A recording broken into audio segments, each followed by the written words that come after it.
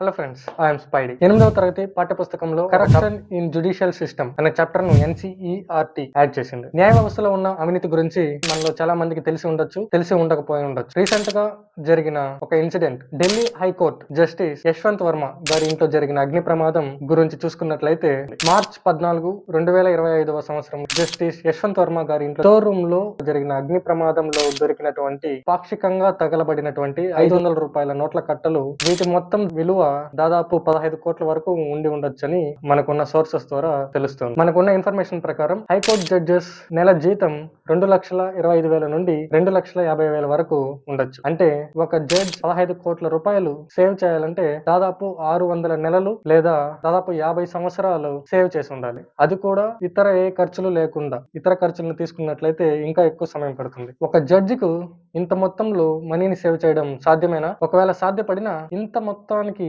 Tax కట్టారా? అసలు ఏ కేసులో ఎవరికి అనుకూలంగా తీర్పు చెప్పడానికి లేదా ఏ నిర్దోషుల జీవితాలను నాశనం చేయడం వలన ఇంత మొత్తంలో మనీని సేవ్ చేయగలిగారు? భారతదేశంలో ప్రతి 20 నిమిషాలకు ఒక రేప్ జరుగుతుంది స్త్రీల మీద. అంటే సంవత్సరానికి 20,000 కంటే ఎక్కువ. భారతదేశంలో దాదాపుగా 20,000 మర్డర్స్ జరుగుతున్నాయి. మనీ లాండరింగ్, ట్యాక్స్ ఎగ్గొట్టడంలో, అక్రమంగా సంపాదించడంలో చాలా మంది 10 సంవత్సరాల కంటే ఎక్కువ బయట తిరుగుతున్నారు బెయిల్స్ మీద. ఎలా? వీటికి కారణం ప్రతి కరప్షన్ మనీ చేతులు మారడం ద్వారా జరగని అవసరం లేదు. కార్లు గిఫ్ట్ గాను, వేరే పోస్టులు గిఫ్ట్ గాను, లేదా ఫ్యూచర్ లో రిటైర్డ్ అయిన తర్వాత వేరే పోస్ట్ ఇస్తామను జరుగుతున్న ఈ కరప్షన్ ఏదో ఒక మూలన ఏదో ఒక రూపంలో జరుగుతూనే ఉంది. నిజమైన కేసులలో నిజమైన న్యాయం చెప్పలేని న్యాయ వ్యవస్థలు ఒక జ్యుడిషియల్ సిస్టమ్ లో ఉన్నటువంటి కరప్షన్ ను టెక్స్ట్ బుక్ లో ప్రచురించి ఎడ్యుకేట్ చేయాలనుకుంటున్న ఎన్సీఆర్టీ మీద ఇమ్మీడియట్ గా రెస్పాండ్ అయిపోయి కేసుని సుమోటోగా స్వీకరించి ఆ చాప్టర్ ని ఇమ్మీడియట్ గా తొలగించాలని ఆర్డర్ పాస్ చేశారు. జస్ట్ ఇమాజిన్, మేము అవినీతికి పాల్పడతాం కానీ దాని గురించి ఎవరికి తెలియకూడదు. అంటే మీరు అవినీతికి పాల్పడి నిర్దోషులకు శిక్షలు వేస్తూ క్రిమినల్స్ ని సమాజంలోకి స్వేచ్ఛగా వదిలేస్తుంటే